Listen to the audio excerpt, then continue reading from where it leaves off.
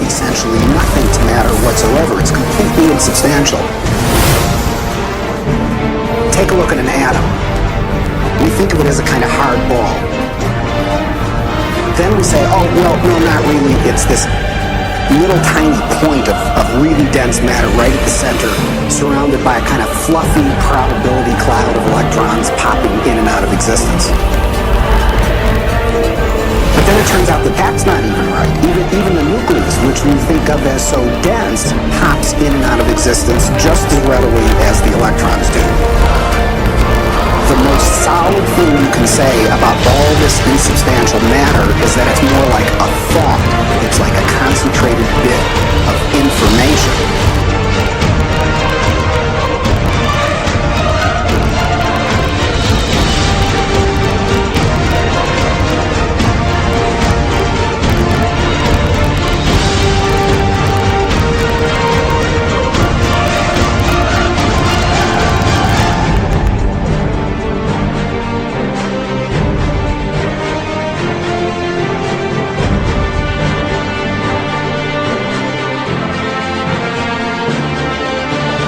Every generation will the world is flat, the world is round, etc. There are hundreds of hidden assumptions, things we take for granted that may or may not be true. Of course, in the vast majority of cases, historically, these things aren't true. So presumably, much about what we take for granted about the world simply isn't true. But we're locked into these precepts without even knowing it. That's a paradox.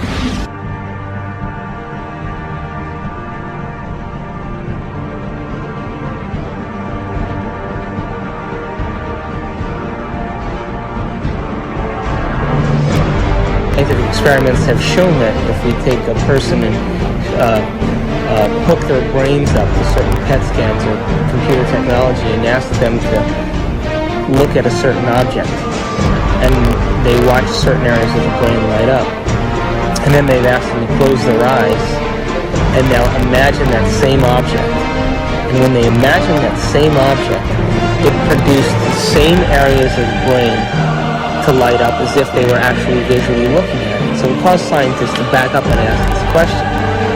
So who sees then? Does the brain see? Or do the eyes see? And what is reality? Is reality what we're seeing with our brain? Or is reality what we're seeing with our eyes? And the truth is that the brain does not know the difference between what it sees in its environment and what it remembers, because the same specific neural nets are firing.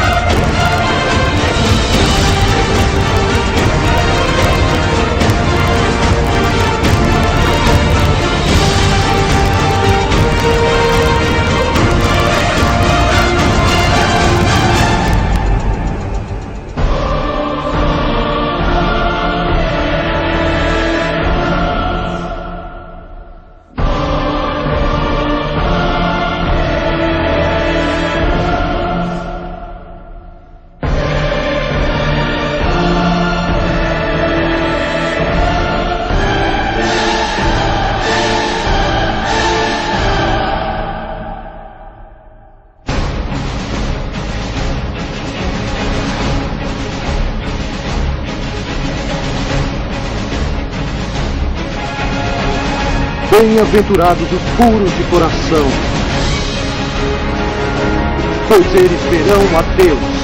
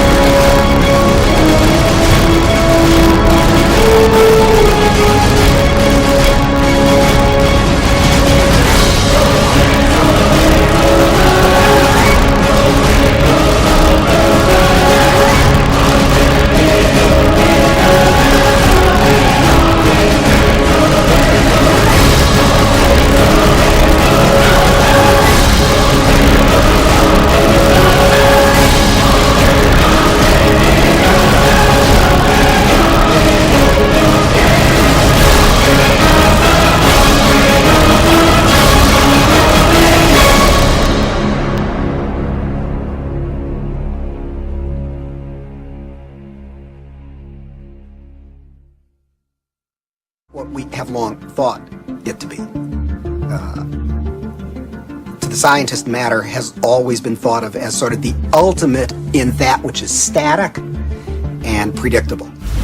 Within all the atoms and molecules, all the space within that, the particles take up an insignificant amount of the volume of an atom or molecule, the fundamental particles. The rest of it is vacuum. What seems to happen is that particles appear and disappear all the time. So where do they go when they're not here?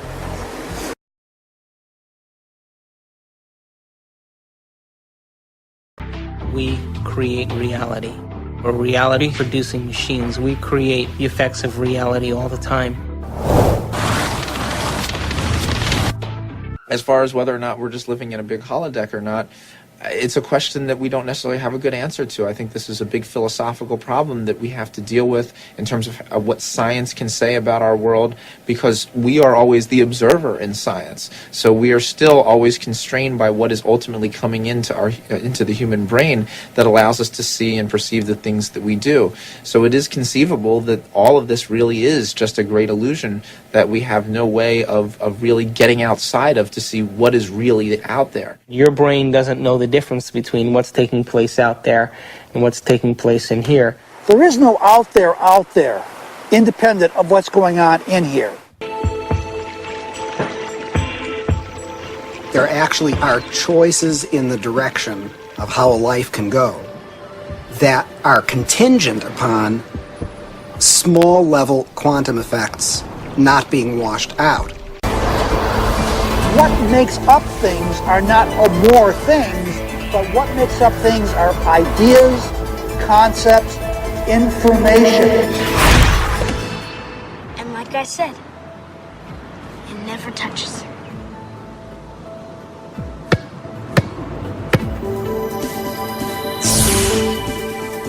Those electrons build up a charge and push the other electrons away before they touch.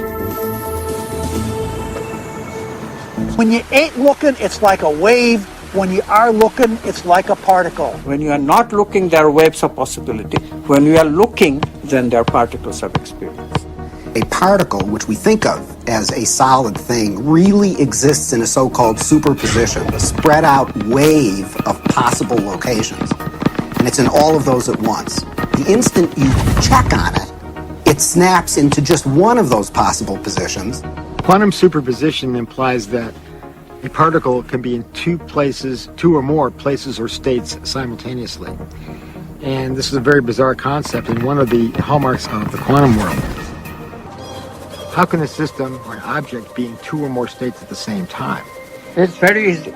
Instead of thinking of things as things, we all have a habit of thinking that everything around us is already a thing, existing without my input, without my choice. You have to banish that kind of thinking. Instead, you really have to recognize that even the material world around us, the chairs, the tables, the rooms, the carpet, camera included, all of these are nothing but possible movements of consciousness. And I'm choosing moment to moment out of those movements to bring my actual experience into manifestation. This is the only radical thinking that you need to do. But it is so radical, it's so difficult, because our tendency is that the world is already out there, independent of my experience. It is not. Quantum physics has been so clear about it. Heisenberg himself, co-discoverer of quantum physics, said atoms are not things. They are only tendencies. So instead of thinking of things, you have to think of possibilities. Have you ever thought about what thoughts are made of?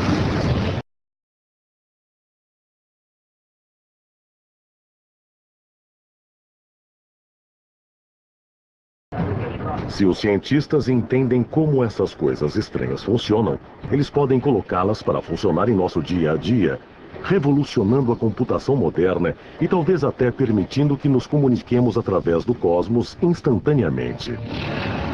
A chave para concretizar esses milagres é um processo chamado entrelaçamento quântico. E os cientistas já estão direcionando essa incrível descoberta para propósitos civis e militares. Na física quântica, o que acontece em um objeto aqui pode instantaneamente afetar um objeto ali.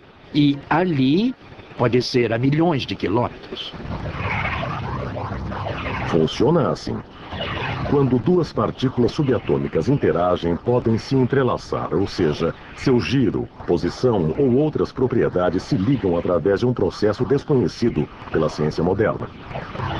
Se você medir uma das partículas, isso instantaneamente determinará o comportamento da outra partícula. E quando você faz o experimento, você descobre que, de fato, o estado quântico da outra partícula é exatamente determinado depois que você mediu o estado quântico da partícula parceira. Isso significa que se um cientista observa uma partícula entrelaçada e a força a girar no sentido horário, a outra partícula entrelaçada começará imediatamente a girar na direção oposta. Isso parece intrigante, mas não é tão espantoso quando consideramos que as duas partículas entrelaçadas podem estar separadas por bilhões de anos-luz. Mas assim mesmo, no momento em que observamos uma partícula girar, ditamos o giro da outra partícula. É estranho, porque pode sugerir que a informação viajou instantaneamente, mais rápido que a velocidade da luz de uma partícula para outra.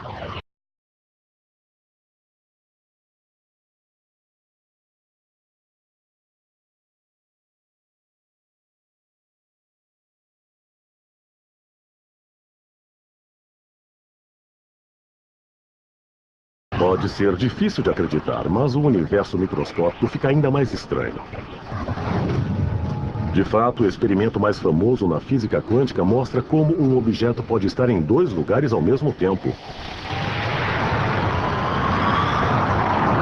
Um resultado que surpreendeu o grande Albert Einstein. Enquanto exploram o universo microscópico, cientistas descobrem que é governado por regras muitas vezes incompreensíveis para aqueles que vivem no mundo normal. Nos menores tamanhos imagináveis, não só a informação parece viajar a velocidades maiores que a luz, como a observação humana parece decidir o que acontece.